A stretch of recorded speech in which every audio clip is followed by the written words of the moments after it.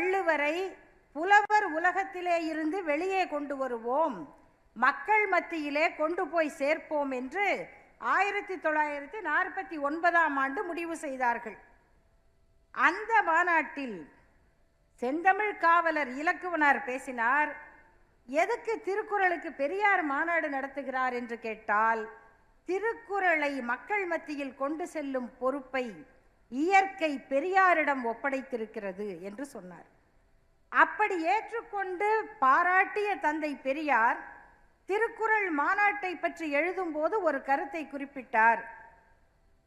அதுல சொல்லப்பட்ட எல்லாமே இன்னைக்கும் சரின்னு நம்மால் சொல்ல முடியாவிட்டாலும், அதில் சில கருத்து நமக்கு உடன்பாடு இல்லாவிட்டால் அதை ஆய்வு செய்து அதுக்கு உண்மையான கருத்து என்ன என்று நாம் கண்டுபிடிக்க வேண்டும்.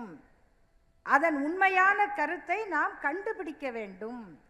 அதற்கும் சிலது ஒத்து வராவிட்டால், எத்தனையோ காலத்திற்கு முன்னால் எழுதியதில் 1-2 பழுது இருக்குந்தானே என்று அதை தவிர்த்து விட வேண்டும். அதை பற்றி பேசிக்க வேண்டாம், ஆனால் அதை தவிர்த்து விட வேண்டும் என்று சொன்னார்.